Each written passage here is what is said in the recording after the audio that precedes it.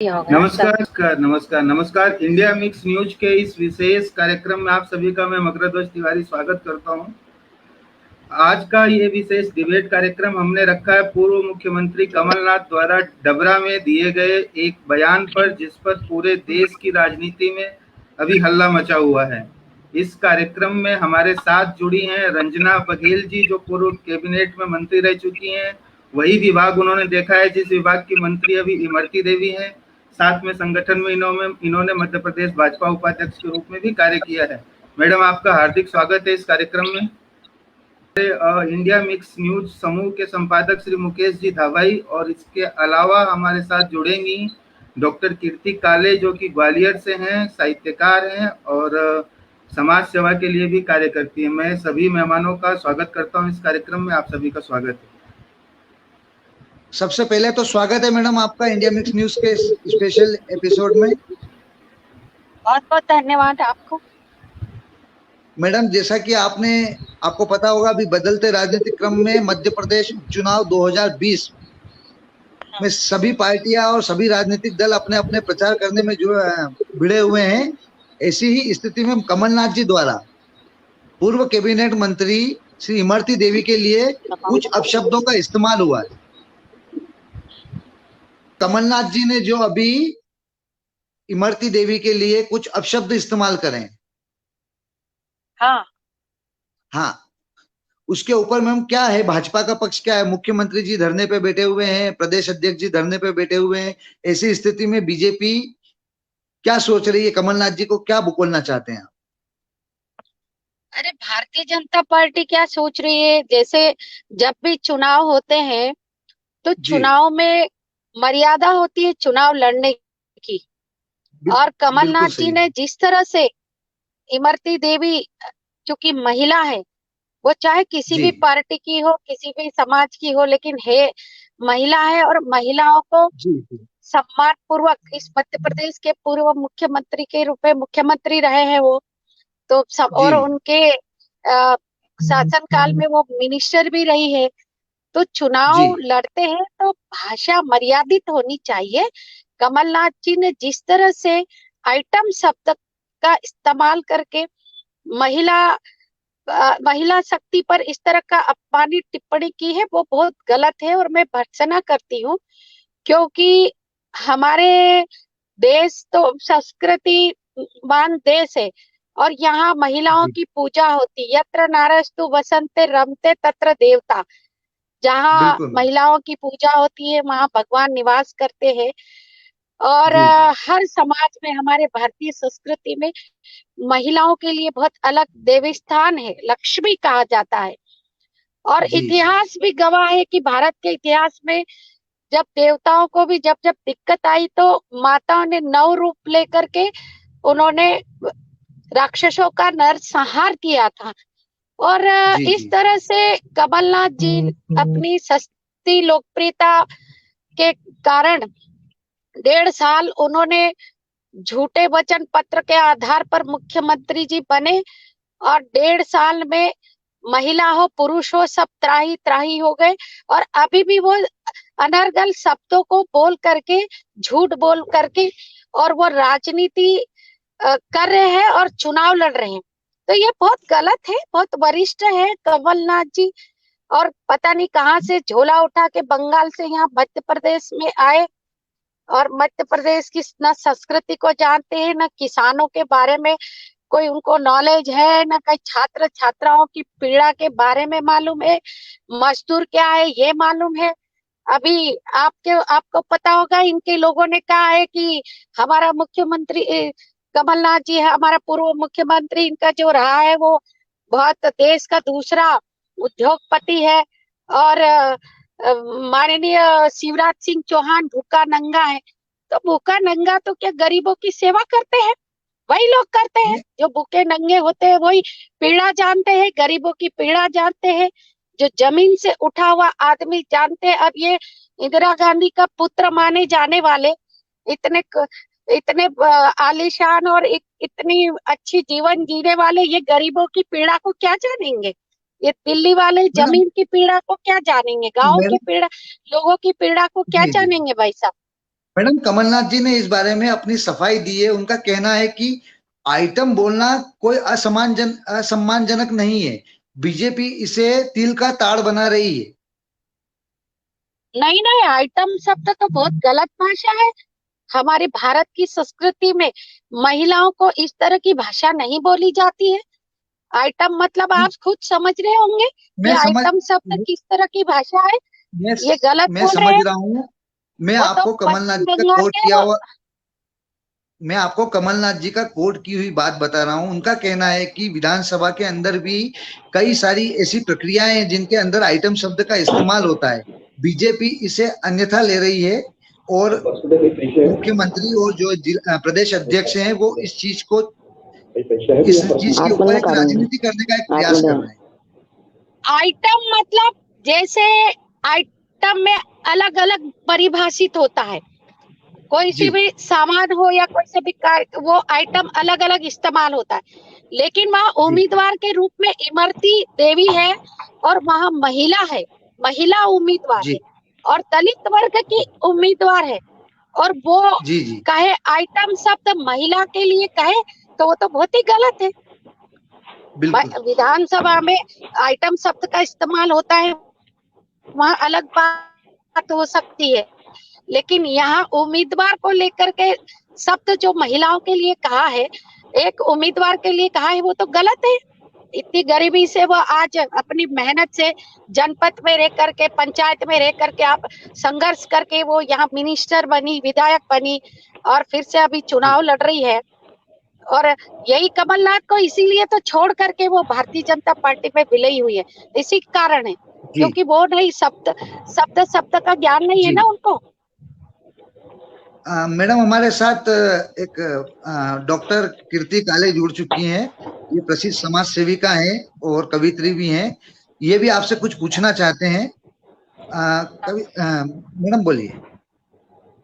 सबसे पहले तो मैं नमस्कार करती हूँ और जिस विषय पर आज विश्लेषण किया जा रहा है उस पर मैं बोलना चाहूंगी कि सबसे पहले किसी भी व्यक्ति की वाणी ही प्रभावित करती है या उसका पूरे व्यक्तित्व का निष्पादन करती है।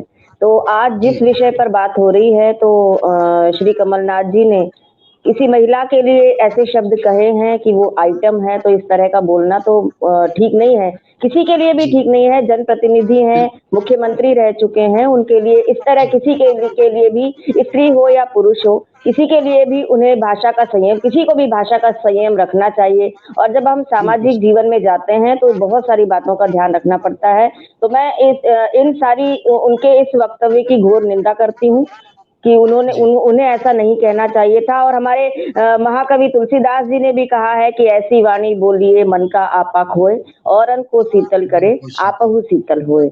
तो हमेशा वाणी पर संयम रखना चाहिए और कम से कम जब सामाजिक जीवन में जाते हैं और इतने लोगों के साथ में को संबोधित करते हैं, इतने सारे लोगों को, तो अपनी वाणी पर काबू रखना बहुत आवश्यक है। उनकी इस वक्तव्य की मैं घोर निंदा करती हूँ, उन्हें ऐसा नहीं करना चाहिए। मैं कोई राजनीतिक व्यक्तित्व नहीं हूँ, मैं किसी जी भी पार्टी से जुड़ी हुई नहीं हूँ, मैं तो एक कवयित्री हूँ। लेकिन अगर कोई भी व्यक्ति ऐसा ऐसा बोलेगा तो मुझे अच्छा नहीं लगेगा और मैं उसकी निंदा करूंगी। रंजना जी, हमने कांग्रेस के ऑफिशियल प्रवक्ता, प्रदेश प्रवक्ता श्री शर्मा जी से बात करने की कोशिश की कि वो अपना पक्ष रख सके, लेकिन कोई पर्सनल निजी कारणों की वजह से वो उपस्थित नहीं हो पाए। लेकिन कल वो शायद इसी मुद्दे को लेकर फिर डिबेट में हमारे साथ होंगे, वो कांग्रेस का पक्ष रख सकते हैं। अभी मैं आपसे पूछ रहा हूं कि भाजपा अब इस मुद्दे को लेकर आगे क्या कर रही है। कमलनाथ जी माफी मांगने से इनकार कर चुके हैं। उनका कहना है कि उन्होंने ऐसा कोई गलत शब्द नहीं बोला है। ऐसी स्थिति में भाजपा, जैसे आज मुख्यमंत्री जी और प्रदेश अध्यक्ष जी धरने पे बैठे हैं सुबह इसके विरोध में, और भाजपा इसे महिला आयोग तक ले जाने की बात कर रही। ऐसी स्थिति में मैम अगला एक्शन क्या होगा आपका? अगला एक्शन क्या है, यही है कि एक जनप्रतिनिधि के रूप में उन्हीं की पार्टी में कैबिनेट मिनिस्टर थी, आज वो उनको छोड़ के यहाँ भारतीय जनता पार्टी में सम्मिलित होकर के चुनाव लड़ रही है वो। और इस तरह की भाषा बोल करके अपमानित करना, ये तो बहुत ही गलत बात है। और जैसे कि हमारे पूर्व वक्ता ने भी भर्त्सना और निंदा की है, तो निंदा के लायक तो है ही। और जो वक्ता आने वाले थे वो इसीलिए तो नहीं आए, वो भी समझते हैं ना कि आइटम शब्द गलत बोला है, इसीलिए वो यहाँ नहीं आ पाए। वो किस मुंह से आएंगे और क्यों आएंगे, क्या बोलेंगे वो? क्योंकि जो बोला है वो गलत है। पूरा देश जानता है कि ये महिलाओं के प्रति इस तरह की भाषा गलत है, क्योंकि राजनीति राजनीतिक ढंग से नहीं लड़ी जाती है। राजनीति में भी शिष्टाचार होती है, मर्यादाएं होती है, और राजनीतिक लड़ने के भी पारदर्शिता से इन्होंने शब्द का संयमित रह करके इस्तेमाल करना चाहिए। इन्होंने बहुत गलत किया है, और पार्टी जो भी निर्णय ली है और धरना कर रही है वो बहुत सही है। और महिलाएं भी कमलनाथ को, अभी हम लोग यहाँ कार्यक्रम में गए थे बदनावर में, तो आम महिलाएं भी थू थू कर रही थी कमलनाथ को कि इस तरह की भाषा बोल रहे हैं। अरे अभी इनका एक कोई कार्यक्रम हुआ था पिछली बार, खान और वो कौन सी हीरोइन आई थी, कमर में हाथ रख के, और कि इनके लिए कोई मायने थोड़ी रखता है ये तो पता नहीं कहाँ से आए हैं और कौन से कल्चर से आए हैं। हिंदुस्तान के कल्चर को थोड़ी जानते हैं, तभी तो आइटम शब्द का इस्तेमाल किया है इन्होंने।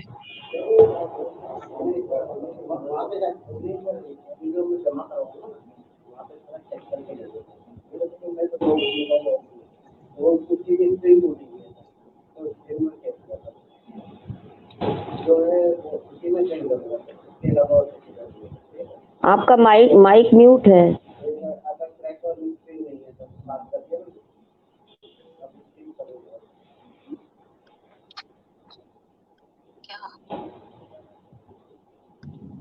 हेलो,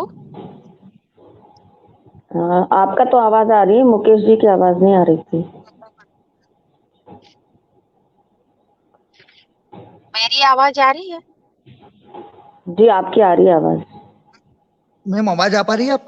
जी अब आ रही है आपकी आवाज। जी हाँ, तो मैम अगला सवाल आपको थोड़ा सा राजनीति को लेकर है मैम। मुकेश जी के साथ शायद जुड़ने में कोई समस्या आ रही है, तो कार्यक्रम को मैं आगे बढ़ाता हूँ। केती जी, आप मुझे सुन पा रही हैं? जी मैं सुन पा रही हूँ आपको। रंजना जी ने अभी कमलनाथ के बयान की भर्त्सना की, जो कि जायज भी है, होनी भी चाहिए। लेकिन मैं ये जानना चाहता हूं कि एक जिम्मेदार पद पर रहने वाला व्यक्ति, जो पूर्व में केंद्रीय मंत्री भी रह चुका हो, देश के हृदय प्रदेश मध्य प्रदेश का मुख्यमंत्री भी रह चुका हो, राजनीति में लगभग 4 दशकों से ज्यादा का जिसका अनुभव हो, वो अगर ऐसा वक्तव्य देता है, उसका समाज पर कैसा और किस स्तर का प्रभाव पड़ सकता है? ऐसा है मकर ध्वज जी, ये पूरी घटना की जानकारी मुझे जब मिली तो मेरे मन में भी ये आया कि हमारे जनप्रतिनिधि कहाँ से कहाँ पहुँच रहे हैं और भाषा कहाँ से कहाँ पहुँच रही है। हमें हमेशा भाषा का संयम रखना चाहिए। और कमलनाथ जी तो इतने पुराने जनप्रतिनिधि हैं, मुख्यमंत्री रह चुके हैं मध्य प्रदेश के, और साथ में कई पदों पर उन्होंने कार्य किया है, बहुत पुराने राजनेता हैं। उन्हें तो उनसे ऐसी उम्मीद नहीं थी कि वो इस तरह के भाषा का इस्तेमाल करेंगे। लेकिन पता नहीं, जब विनाश काले विपरीत बुद्धि कहा जाता है, तो ऐसे समय में उन्होंने एक महिला के लिए इस तरह की बात कही और ऐसे अपशब्द कहे, तो मैं तो महिला होने के नाते भी और साथ में एक कवयित्री समाज सेविका होने के नाते भी इस बात की मैं भर्त्सना करती हूँ, निंदा करती हूँ। भले ही वो किसी भी पार्टी का व्यक्ति हो, लेकिन अगर वो इस तरह की भाषा का प्रयोग करता है तो उसकी निंदा की जानी चाहिए। और क्योंकि जनप्रतिनिधियों के ऊपर बहुत बड़ी जिम्मेदारी होती है, बहुत बड़ा उत्तरदायित्व होता है, उन्हें अपनी भाषा का ध्यान रखना चाहिए जब भी सामाजिक क्षेत्र में कोई व्यक्ति आता है, क्योंकि वो एक व्यक्ति नहीं होते, इतने करोड़ों करोड़ों लोगों के प्रतिनिधि होते हैं। रहीमदास जी का एक दोहा मुझे याद आता है। रहीमदास जी ने बहुत अच्छी बात कही वाणी के ऊपर। उन्होंने रहीमदास जी ने लिखा कि रहीमन जिह्वा बावरी, रहीमन जिह्वा बावरी काका कहे लबार, कि रहीमन जिह्वा बावरी काका कहे लबार, और आपहु कह भीतर गई जूती खात कपार। यानी जीभ ने तो क्या क्या कह दिया, लेकिन उसके बाद सिर को जूतियां खानी पड़ी। तो ऐसी ही नौबत न आए, इसका ध्यान रखें हमारे जनप्रतिनिधि और सारे लोग ही। जब भी हम कुछ बात कहते हैं इतने सारे लोगों के बीच में, तो हमें अपनी वाणी का पर संयम रखते हुए बहुत मर्यादित ढंग से अपनी बात कहनी ही चाहिए। और रंजना बघेल जी भी मेरी बात का संभवतः समर्थन करेंगी, वो भी एक जनप्रतिनिधि हैं, इतने बड़े उच्च पदों पर वो रही हैं। तो हमें अपने वाणी की मर्यादा का ध्यान रखना चाहिए। और आजकल मैं देख रही हूँ जिस तरह से राजनीतिक लोग अपनी भाषा की मर्यादा खोते चले जा रहे हैं, हर पार्टी के लोग, मैं किसी एक पार्टी की बात नहीं कहूंगी, हर पार्टी के लोग अपनी भाषा की मर्यादा खोते चले जा रहे हैं, तो जनता के मन में उनका सम्मान भी कम होता चला जा रहा है। तो अपनी भाषा पर थोड़ी सी लगाम रखें और अच्छी भाषा का प्रयोग करें। जी, कार्यक्रम के अंत में रंजना जी मैं आपसे आखिरी सवाल लेना चाहूंगा।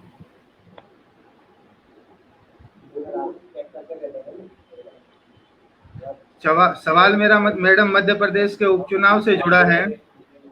चुनाव के शुरुआत में हमने आपको क्या लगता है कि कांग्रेस के नेता कभी मुख्यमंत्री को भूखा नंगा कह रहे हैं, कभी एक महिला मंत्री के लिए आपत्तिजनक शब्दों का प्रयोग कर रहे हैं, और कभी ये देखा जा रहा है कि आपसी लड़ाई झगड़े के भी खबर आ रहे हैं। तो क्या आपको लगता है कि कांग्रेस इन उपचुनाव में हार को लेकर बौखलाई हुई है, या फिर हार के डर से आक्रामक होकर चुनाव लड़ने की कोशिश कर रही है?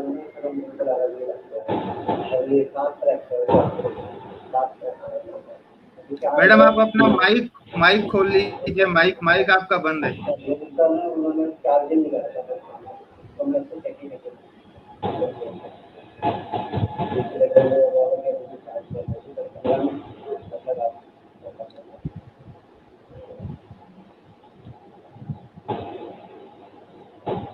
मैडम आपका माइक बंद है। माइक जी जा रही है? हाँ, अब खुल गया जी। वापस बंद कर दिया आपने? हाँ, फिर बंद कर दिया। अरे क्या जी, अब सही है? आ रही है आवाज? हाँ, अब सही है, अब सही है।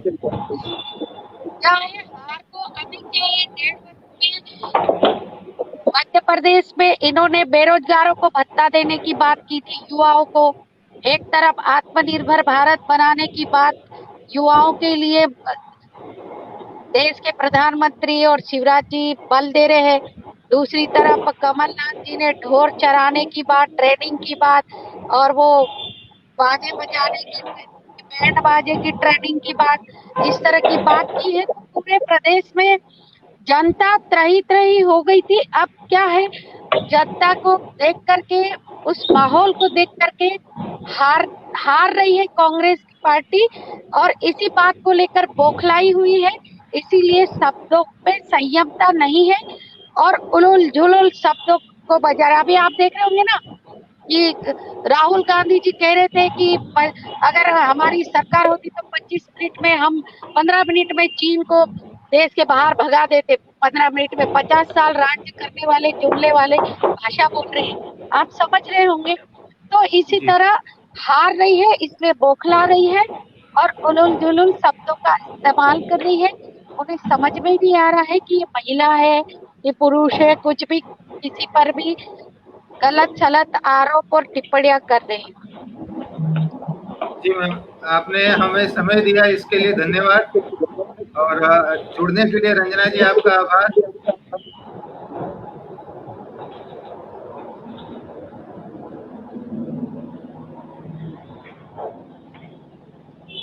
अब कीर्ति जी, कार्यक्रम के अंत में मेरे पास आपके लिए एक आखिरी प्रश्न है, क्योंकि हमने इसको थोड़ा ये मतलब अनिश्चित था, अचानक पांडे जी ने हमने तय किया था। आप इस नई पीढ़ी के नेताओं और मतदाताओं को, दोनों को, समाज सेवी और साहित्यकार होने के नाते क्या संदेश देना चाहेंगे कि मतदाता कैसे नेता के बारे में, नेता कैसा समाज बनाने के बारे में, जिससे ऐसी बातें और ऐसी घटनाएं आगे न हो। एक अच्छे समाज का निर्माण करना दोनों का काम है, मतदाता और नेता का, और इन दोनों के साथ साथ पूरे समाज को राह दिखाना साहित्यकार और कवि का काम। तो आप इनको क्या संदेश देना चाहेंगे? ये हमारे आज का दौर मकर ध्वज जी, पतन के विकास का दौर है।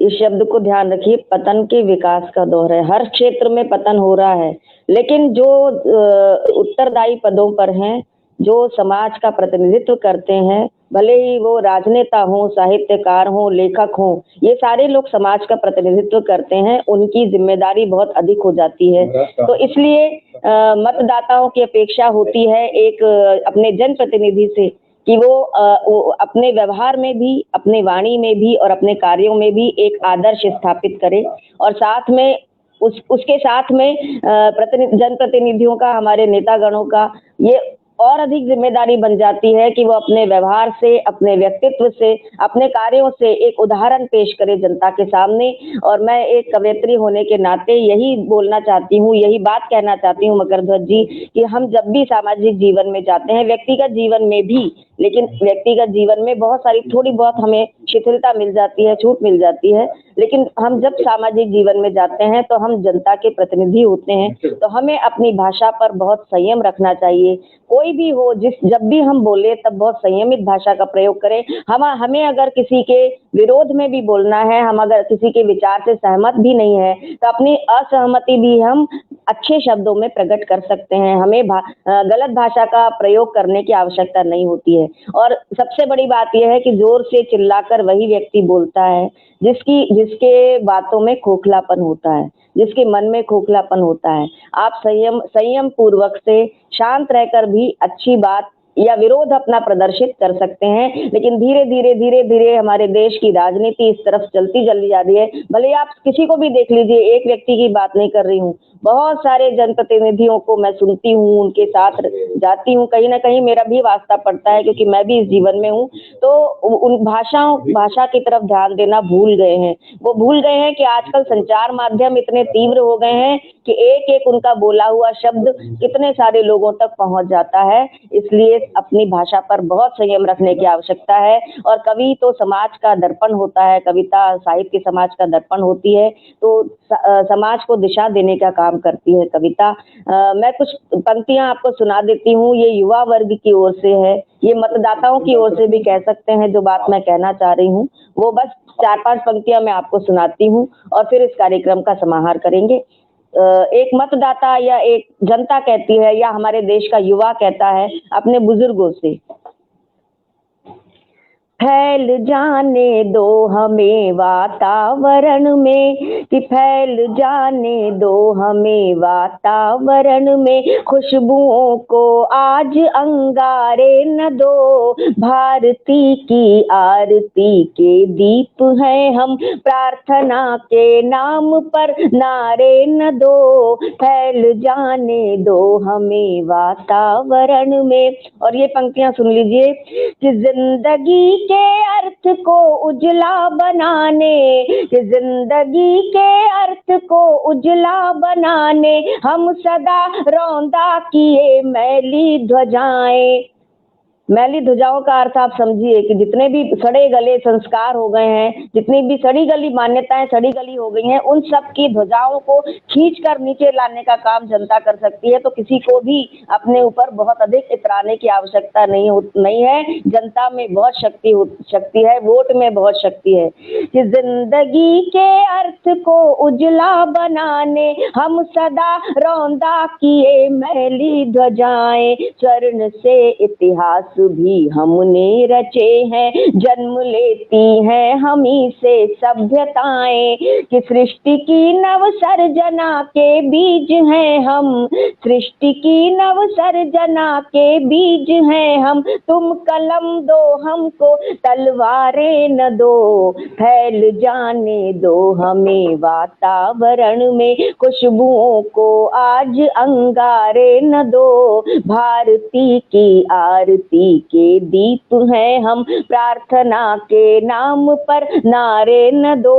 और अंतिम पंक्तियां इस गीत की सुन लीजिए कि बीज नफरत के बिखेरे हैं समय ने, बीज नफरत के बिखेरे हैं समय ने, उठ रही हैं आस्थाएं मंदिरों से, आंख में चिंगारियां पलने लगी हैं, आ रही है गंध बारूदी घरों से, और हम हथेली पर लिए सूरज खड़े हैं। पूरी जनता की क्षमताएं क्या हैं कि हम हथेली पर लिए सूरज खड़े हैं, तुम हमें अब और अंधियारे न दो, फैल जाने दो हमें वातावरण में खुशबुओं को आज अंगारे न दो, भारती की आरती के दीप हैं हम, प्रार्थना के नाम पर नारे न दो, फैल जाने दो हमें वातावरण में। जी बहुत बहुत धन्यवाद। धन्यवाद मैडम, आपने वाकई में, मैं मंत्रमुग्ध होकर इसको सुनता रहा। मैं इसको वापस लास्ट में खत्म होने के बाद लिखूंगा और लिख के इसको सहेजूंगा अपने पास। इन पंक्तियों में चेतावनी के साथ साथ मार्ग भी बताया है आपने, दोनों चीजें एक साथ हैं। आपने ये भी कहा कि संयमित होना और संयम पूर्वक व्यवहार जीना ही एक पब्लिक फिगर होने के नाते उनका कर्तव्य भी है, और वो जिएंगे तभी तो आप समाज को ऐसा बना पाएंगे। स्वयं नेता सुधरेगा तभी तो उसको सुधार पाएगा, क्योंकि नेता का अर्थ होता है नेतृत्व करने वाला। इंद्र का पर्यायवाची भी नेता होता है, तो नेता के पास जिम्मेवारियां ज्यादा होती हैं। मैम, आप शॉर्ट नोटिस पे हमसे जुड़ी, इसके लिए आपका मैं आभार व्यक्त करता हूं। साथ ही मैं रंजना जी का भी आभार व्यक्त करता हूं कि वो भी हमसे जुड़ी। आप दोनों का धन्यवाद, और आगे अन्य विषयों पे चर्चा के लिए आप ऐसे ही हमें समय देते रहिएगा। प्रणाम। जी धन्यवाद, धन्यवाद।